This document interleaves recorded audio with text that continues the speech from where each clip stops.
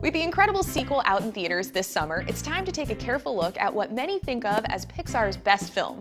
Fight us, we don't care, it's a solid opinion. Know this, it has been 14 years since The Incredibles came out, and we are long overdue.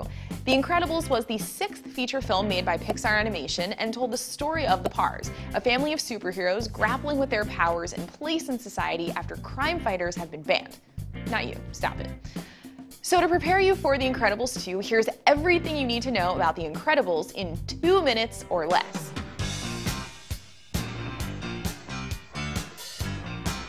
And go. Writer-director Brad Bird had made sketches of the Parr family as early as 1993, but set them aside until 1999 when his truly great Iron Giant movie failed at the box office. Bird circled back to his superhero idea, which he imagined would be a sort of throwback to the comic books and spy films of the 60s. By 2000, Bird had been hired to work on what would eventually become The Incredibles. Unlike previous Pixar projects, The Incredibles only had one director and one screenwriter, and it was perhaps that uniquely singular vision that made it so specific and universal. Bird based each member of the Parr family and their superpowers on established archetypes. For example, Violet, the shy teenage girl, voiced by Vowell, was given invisibility. It was finding the voice of costume designer Edna Mode that proved tricky to cast, so Bird just voiced the character himself, and a legend was born. No kidding, she's amazing. Edna Mode. And guess. The main plot revolves around Mr. Incredible, voiced by Craig T. Nelson, a former legendary hero who now works a boring bureaucratic desk job. His wife Helen, voiced by Holly Hunter, was formerly Elastigirl, and his best friend Frozone, voiced by Samuel L. Jackson.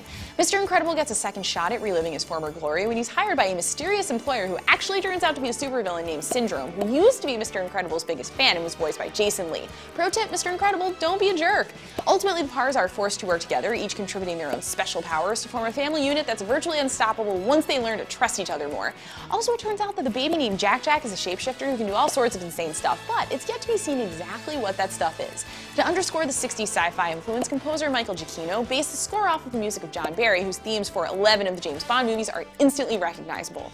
Specifically, he was inspired by On Her Majesty's Secret Service, and the soundtrack was recorded on analog tape at the behest of Bird to give it that same retro sound. Since this was the first Pixar film to feature an all-human cast, new technology was invented to accurately portray things like hair, skin, and general motions. Like the Iron Giant, The Incredibles received critical acclaim, but unlike the Iron Giant, it was a box office smash, bringing in more than $600 million against a $92 million budget.